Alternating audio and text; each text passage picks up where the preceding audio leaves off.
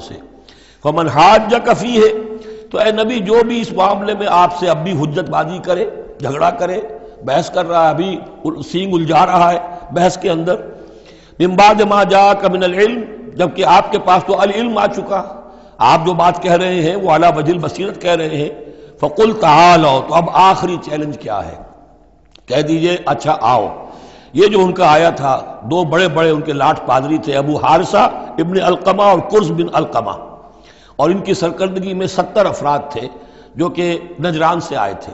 یہ سارا کئی دن معاملہ چلتا رہا، اور پھر آخر میں حضور سے کہا گیا اچھا مباہلہ کیجئے، قل، ان سے کہہ دیجئے تعالوا، آؤ، ندعو ابناءنا و ابناءکم، آؤ ہم بلاتے ہیں اپنے بیٹوں کو، تم بلاؤ اپنے بیٹوں کو، ونساءنا ونساءکم، ہم بلا لیتے ہیں اپنی عورتوں کو، تم بلاؤ اپنی عورتوں کو، وانفسنا وانفسکم، اور ہم بھی آ جاتے ہیں تم بھی آ جاؤ، ثم نبتہل، پھر ہم گڑ گڑا کر اللہ سے دعا کریں، فنجعل لعنت اللہ علی الکاذبین، تو ہم کہیں کہ اے اللہ جو ہم میں سے جھوٹا ہو اس پر لعنت کر دے۔ یہ مباہلہ ہے، اور یہ مباہلہ ہوتا ہے کب؟ جبکہ احقاق حق ہو چکے، بات پوری واضح ہو جائے، آپ کو یقین ہو کہ یہ میرا مخاطب جو ہے بات سمجھ گیا ہے، صرف ضد میں اڑا ہوا ہے، اس وقت پھر یہ مباہلہ آخری شے ہوتی ہے، تاکہ ظاہر ہو جائے۔ اگر تو واقعتاً اسے یقین ہے تو وہ مباہلہ کی چیلنج قبول کر لے گا، اور اگر دل میں چور ہے، وہ جانتا ہے کہ حق بات تو اسی کی ہے، اور لہذا پھر وہ مباہلہ نہیں کرے گا۔ چنانچہ یہی ہوا، انہوں نے مباہلے سے انکار کیا، فرار کی راہ اختیار کی، اور ایسے ہی چلے گئے۔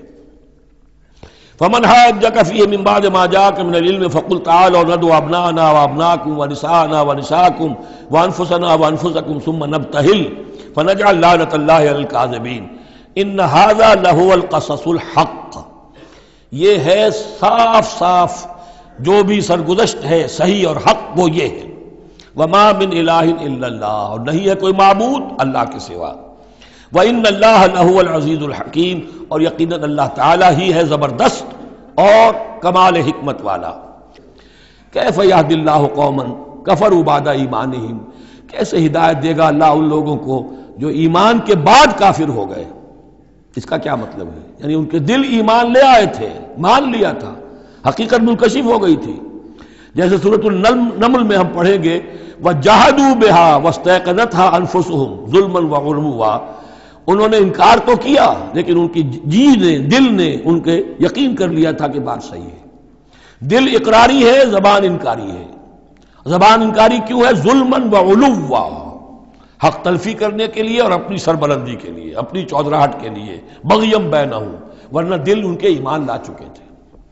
تو کیف یہدی اللہ قوما کفروا بعد ایمانہم، کہ جب حق منکشف ہو گیا، دل نے گواہی دے دی کہ حق ہے، پھر بھی کفر کیا۔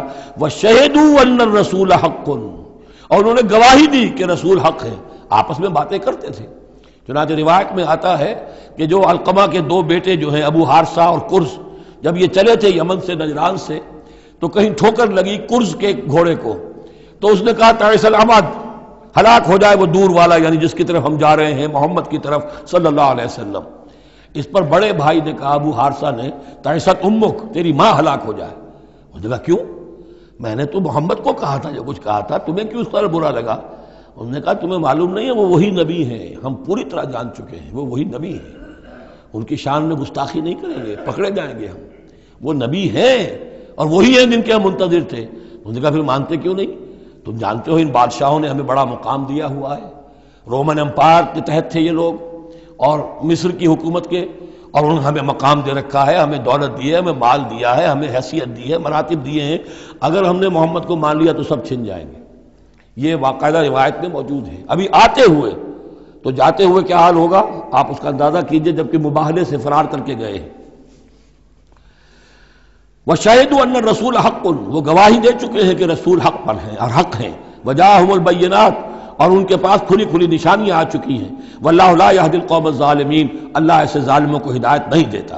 أُولَٰئِكَ جَزَاؤُهُمْ أَنَّ عَلَيْهِمْ لَعْنَةَ اللَّهِ وَالْمَلَائِكَةِ وَالنَّاسِ أَجْمَعِينَ، یہ تو وہی لوگ ہیں کہ جن کا بدلہ یہ ہے کہ ان پر اللہ کی بھی لعنت ہے، فرشتوں کی بھی اور تمام انسانوں کی بھی۔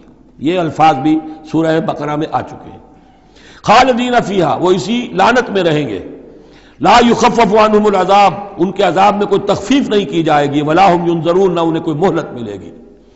الا الذین تابوا من بعد ذلک، ہاں ابھی دروازہ کھلا ہے توبہ کا، سوائے ان کے کہ جو اس کے بعد توبہ کر لیں، واصلحوا، اور اصلاح کر لیں اپنی یا نیک عمل کریں، فإن اللہ غفور الرحیم، تو ابھی توبہ کا دروازہ بند نہیں ہے، یقیناً اللہ غفور الرحیم ہے۔